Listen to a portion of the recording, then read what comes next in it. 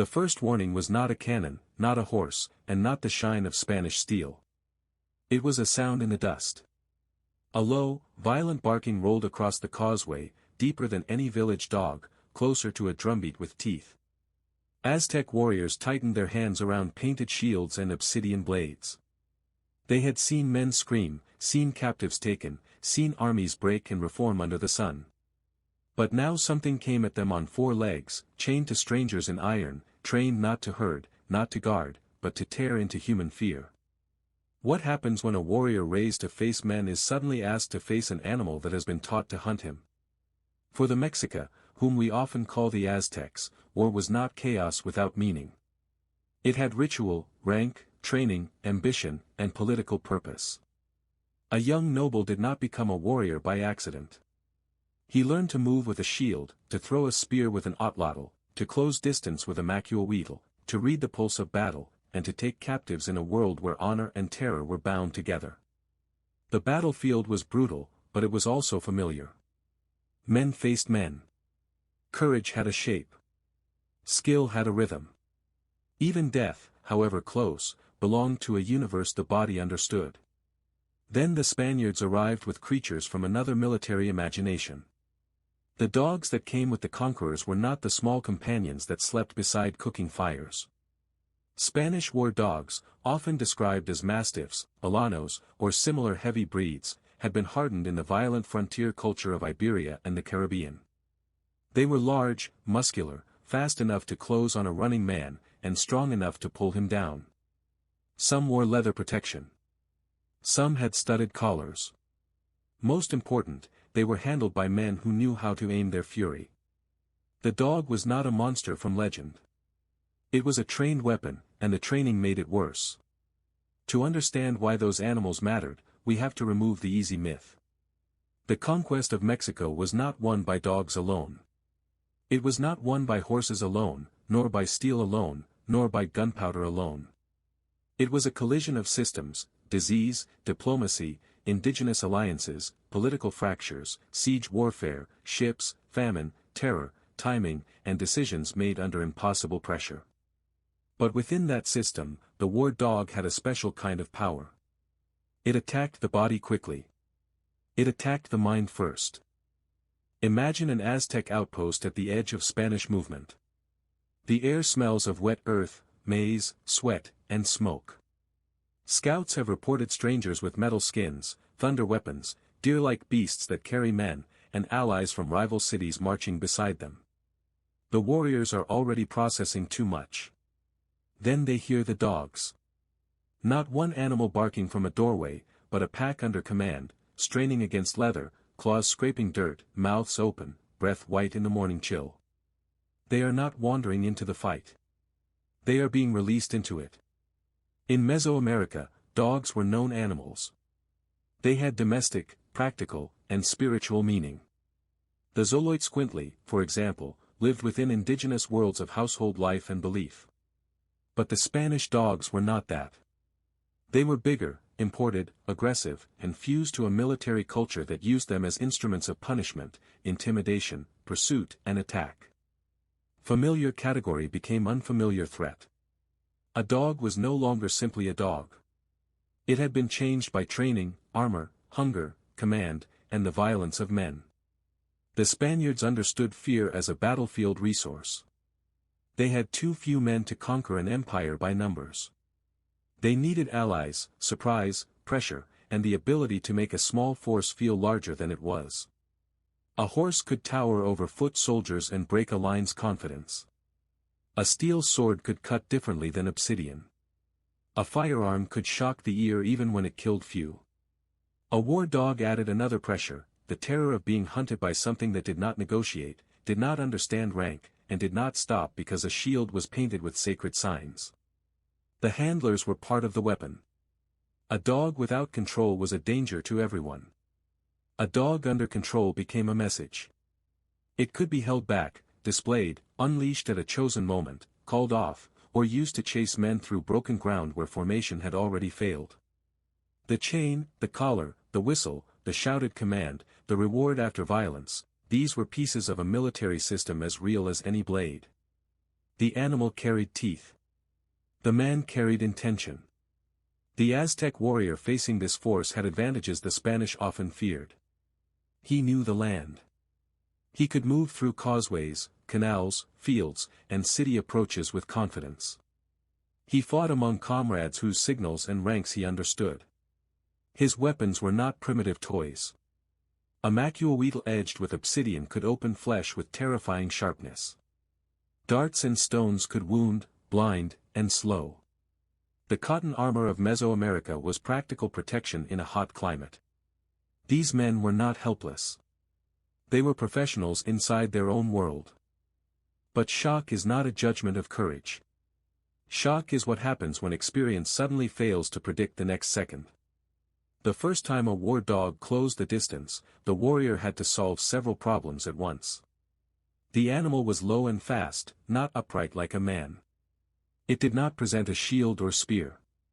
It came under the line of vision, teeth first, with a body built to twist and lunge. Strike too early, and the blow might miss. Strike too late, and the weight of the animal could hit the legs, the arm, the throat. Behind it came men with steel and crossbows, and beside it came indigenous enemies who understood local warfare but now marched under a new alliance. The dog was never alone. That was the point. In a clean duel, an experienced warrior might kill such an animal. In the crush of battle, with dust in his eyes and shouting on every side, the question changed.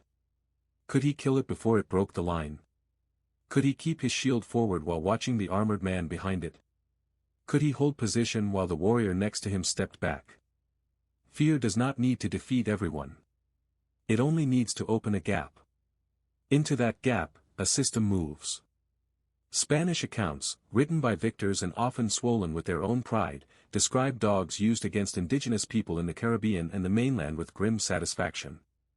Names like Becerrillo and Leoncico entered Conquest memory as if the animals were soldiers with reputations. We should read those stories carefully. They were written to impress, justify, and sometimes terrify audiences far away. But beneath the boasting is a real pattern. Europeans used dogs as tools of domination, pursuit, and spectacle. The animal became a theater of power. That theater mattered in Mexico because conquest was watched. Rumor moved faster than armies. A village that had never seen the dogs might hear of them before Spanish feet arrived. Stories would grow in the telling, animals that could smell fear, animals that tore men apart, animals that obeyed strangers like spirits tied to iron. Some stories were exaggerated. Some were true enough. On a battlefield, the difference could blur. Men do not need perfect information to be afraid. They only need an image vivid enough to enter the body. For Cortés and his captains, every advantage had to be multiplied. They marched through a world where they were vulnerable, outnumbered, dependent on translation, dependent on food, dependent on indigenous allies, and surrounded by political forces they only partly understood. The war dogs gave them reach. They could guard camps, threaten captives, chase fugitives, and add sudden violence to raids and skirmishes. In moments of uncertainty, the sight of a handler releasing dogs could turn hesitation into collapse. Yet the dogs also reveal something uncomfortable about the conquest. The line between battle and terror was often deliberately crossed. A weapon used against armed warriors could also be used to punish, intimidate, and dehumanize civilians or captives. The Spanish did not merely bring new tools of war. They brought habits of violence shaped in other colonies, where dogs had already been used to enforce fear. When those habits entered Mesoamerica, the battlefield widened. The war dog became a sign that the rules had changed, and not only for soldiers. The Aztec response was not simple panic. No great military culture survives by being easily frightened. Warriors observed, adjusted, and fought back. A dog could be struck with a club, pierced, trapped, or overwhelmed. In tight spaces, causeways, boats, canals, and dense urban fighting, the animal's advantages could narrow. The Spanish themselves had to feed, move, and control them. Dogs could be injured. They could be exhausted. They could become useless in the wrong terrain or chaos. Like every weapon, they were powerful only when the conditions allowed power to work. But the emotional memory of first contact remained. Picture a line of Aztec warriors on a road between water and reeds. Spanish armor flashes ahead. Tlaxcalan allies advance with their own grudges and knowledge of the land. A cannon or arquebus cracks somewhere behind smoke. Then dogs surge forward. The sound is immediate, bodily, ancient. A man may understand a sword as an extension of another man. A dog feels different. It feels like the world itself has been trained to bite. The first collision would have been ugly and fast. Shields dropped low. Obsidian edges flashed downward. Dogs leapt, twisted, snapped. Men shouted commands in Castilian, Nahuatl, and other tongues. Dust swallowed feet. A warrior who had trained all his life to read the shoulders and hips of human opponents suddenly had to read the muscles of an animal.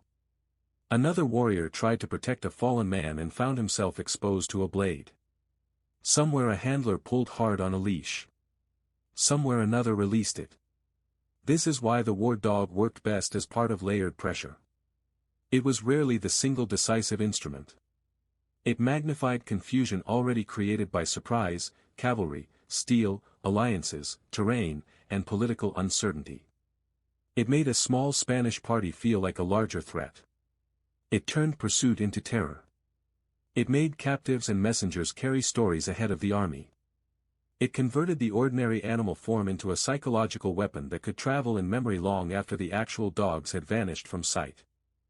The Aztec world, meanwhile, was facing pressures no warrior could cut down with a blade. Smallpox moved where dogs could not.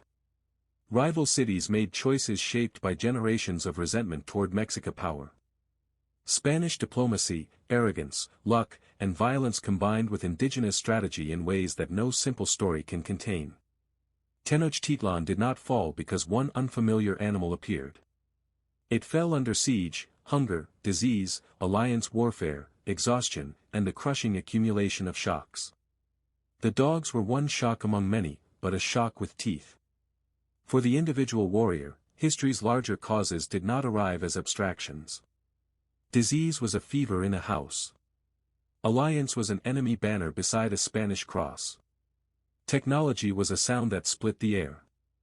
And the war dog was a body hitting the shield.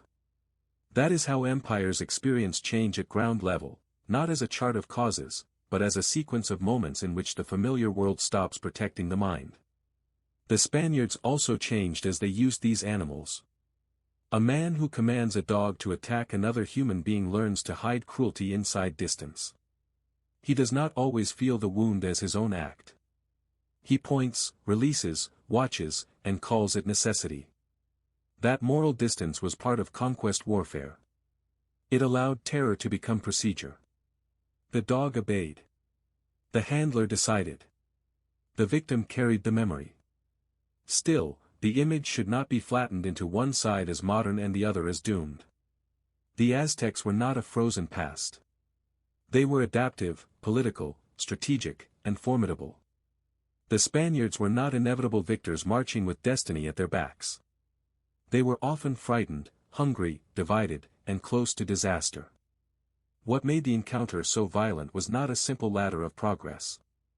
It was the meeting of different worlds under conditions where misunderstanding, ambition, and fear could become weapons. The war dog stands at the center of that meeting because it is so brutally clear. It needs no theory to be understood. A trained animal running at a human line speaks in the oldest language of the body. It says, run, brace, strike, survive. But behind that simple terror lies a complex machine of empire, breeding, transport, handlers, colonial experience, tactical choice, and the willingness to use fear as policy. By the time Tenochtitlan fell in 1521, the first shock of Spanish dogs had been absorbed into a wider catastrophe. The city that had shone over the lake was choked by siege and hunger. Causeways became killing grounds. Canoes moved through danger. Temples watched smoke rise over broken neighborhoods. In that final world of exhaustion, dogs were no longer mysterious omens. They were one more sign that the war had become total, pressing against bodies, homes, memory, and the future itself. What remains is not the claim that dogs conquered an empire. That would be too small, and too false. What remains is the recognition that conquest often begins by attacking certainty. The Aztec warrior who first faced a Spanish war dog did not merely confront teeth. He confronted a new arrangement of violence, one in which animals, steel, allies, disease, hunger, and ambition moved together. He confronted a world in which familiar categories broke under pressure. And that is the deeper terror. Not that a dog can kill a man. Men have always known that flesh can be torn. The terror is discovering that an enemy can turn the ordinary into the unrecognizable, can take an animal known to human households and make it part of an invading system, can make the ground beneath an old order feel suddenly uncertain. In the dust of those first encounters, warriors did what warriors have always done. They raised their shields. They fought. They learned. But the sound coming toward them was already part of a new age, and once heard, it could never be unheard.